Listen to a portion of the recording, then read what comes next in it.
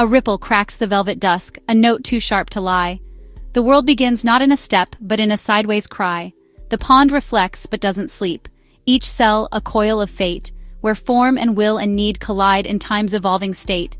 No egg begins with self alone. Its silence waits on spark, and what ignites the pulse within rewrites the inner dark. Each split, each thread of echo spun, aligns the nested core, yet too much sameness stills the song. It must divide to soar.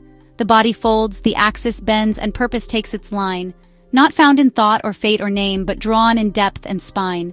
It pauses where the path grew thin, not fall, but inward turn.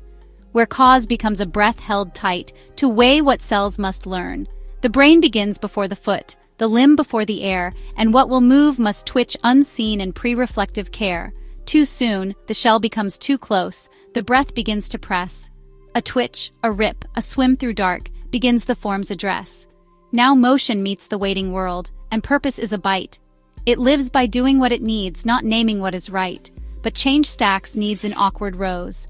The gill, the lung, the limb, and every future starts to crowd what once had swum in him. A system must be whole to work, not split in tugging claims.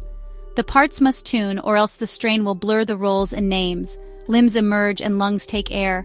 The tail still sweeps behind, and every breath's a bet placed down on future undefined. To swim, to crawl, to breathe, to pause, all threads must braid in time, or else the harmony dissolves before it hits its prime. But strain refines the moving mesh.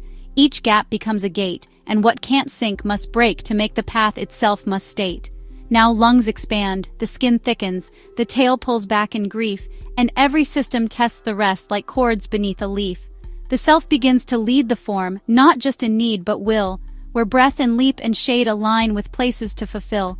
Yet even here, a falter waits, a drought, a stone, a chill, and what once leapt with purpose firm may freeze against the hill.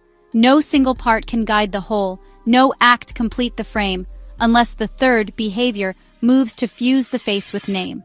The froglet learns the cost of pause, the lesson of the break. To leap before it's tuned within invites the ground to quake. Then finally the frog stands whole. Not perfect but aligned. Its voice, its breath, its rooted limbs all sing in borrowed time. It acts not as a child reborn but echo spun through strain. The croak returns, a vector call from dusk through coil to rain.